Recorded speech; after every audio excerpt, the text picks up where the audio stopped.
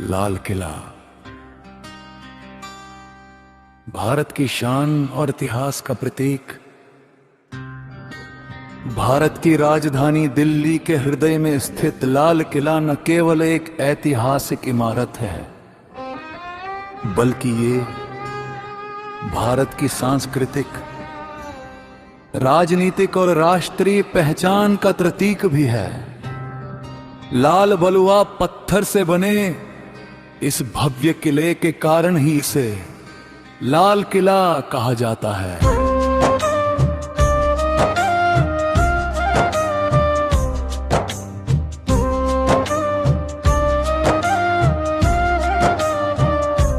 ये किला मुगल स्थापत्य कला का एक उत्कृष्ट उदाहरण है।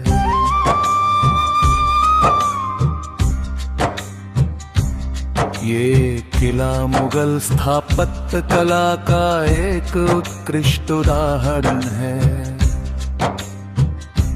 लाल किले का निर्माण मुगल सम्राट शाहजहां ने संतो अजत से द्वापर वृत्त के बीच करवाया था। जब शाहजहां ने आगरा से राजधानी दिल्ली स्थानांतरित की, तब उन्होंने इस किले को अपनी नई राजधानी के रूप में बनवाया। उस समय दिल्ली को शाहजहानाबाद कहा जाता था।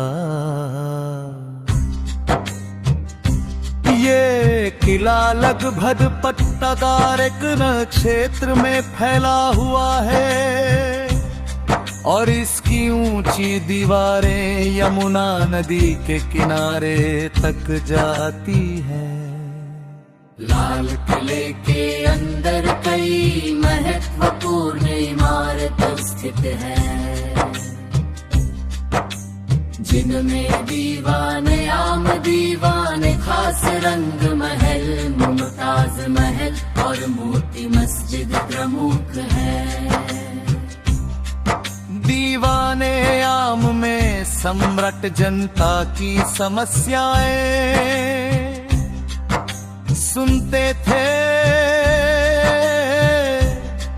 जबकि दीवाने खास में विशेष सभाएं और विदेशी मेहमानों का स्वागत किया जाता था।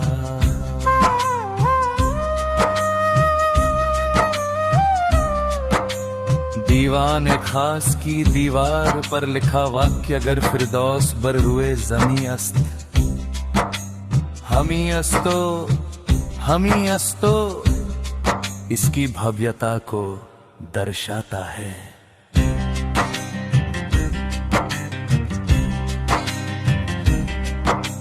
मुगल काल के बाद लाल किला कई ऐतिहासिक उतार चढ़ावों का साक्षी बना।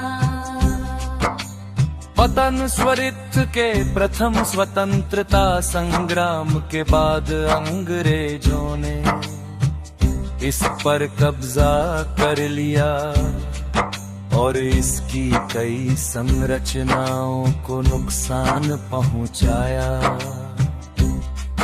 इसके बावजूद लाल किले का ऐतिहासिक महत्व कभी कम नहीं हुआ। भारत की आजादी के बाद लाल किले को एक नई पहचान मिली। बब्र, अगस्त, नाचिन, पोर्सियान को यहीं से पंडित जवाहरलाल नेहरू ने स्वतंत्र भारत का पहला भाषण दिया था। तब से हर वर्ष स्वतंत्रता दिवस पर भारत के प्रधानमंत्री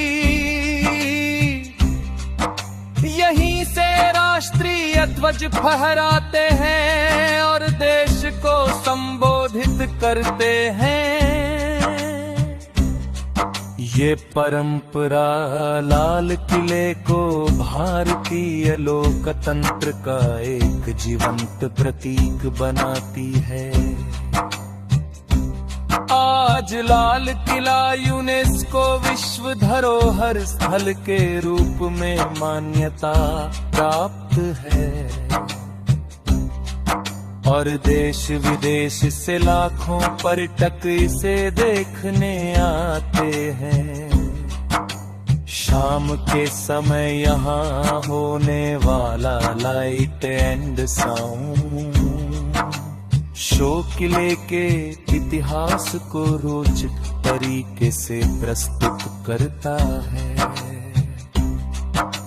निष्कर्षतः है लाल किला केवल ईंट और पत्थरों से बनी इमारत नहीं, बल्कि ये भारत के गौरवशाली अतीत, संघर्ष और स्वतंत्रता की अमर कहानी का सजीव प्रमाण है।